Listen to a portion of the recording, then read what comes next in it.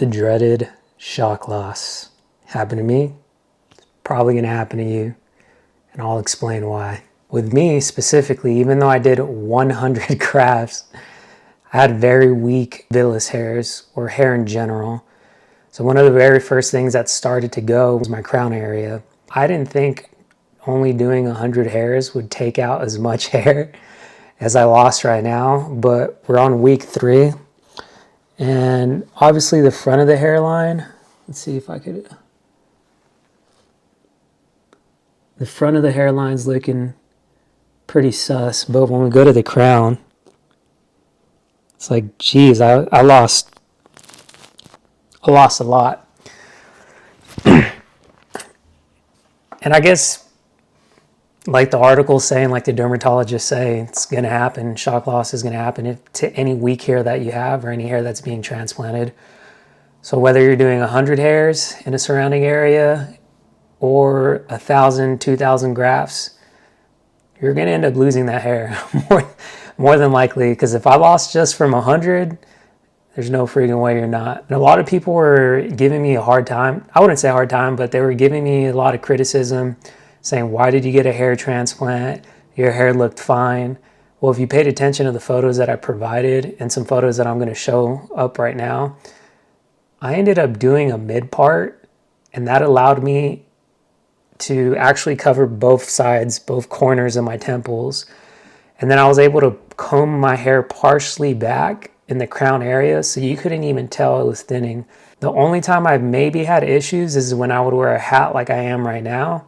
I would go on a run and my hair would get really wet, take my hat off, and you can actually see the thin parts that I have.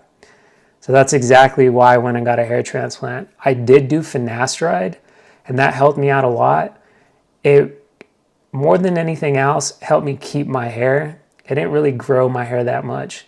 And even since I was 18 years old, I never had the strongest temples to begin with.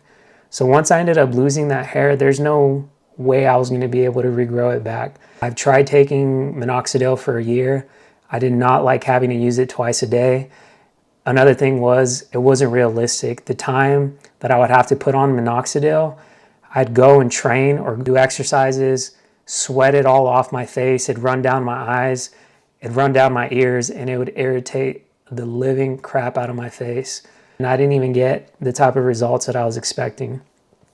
And if you really think that, hey, I'm gonna derma roll, I'm gonna take, put Minoxidil on top, I'm also gonna take Finasteride, and I'm gonna grow all my hair back. Once you lose your hair to a certain point, especially after a certain amount of time, there's no getting it back. Like literally once the root's done and it's died out, you're not gonna get that back. If that was the case, then hair transplants wouldn't be a thing. Everyone would be doing Finasteride, Minoxidil, and derma rolling. I don't want to sound like a party pooper, but I'm just being honest about the situation. You know, there's one guy, I can't remember his name, but he's gone viral on Instagram and YouTube and a couple other, like TikTok. And he started almost with a very bald head, and he was able to regain some hair. And he's probably been going on about 1.5 to 2 years now. And that's dedication every day, twice a day with the Minoxidil, rosemary, tea tree oil, castor oil. I mean, this guy has tried it all. PRP injections. And if you're genuinely able to get all your hair back without a hair transplant, this guy would be a perfect example. But no, literally, like I said, once you lose so much, or genetically you don't even have a strong temple to begin with, how are you going to regrow something that you never had? If you guys have any questions, comments, whatever I can improve, or anything you need me to put you on game with, I got you. Other than that, shock loss, it's real. I'm out.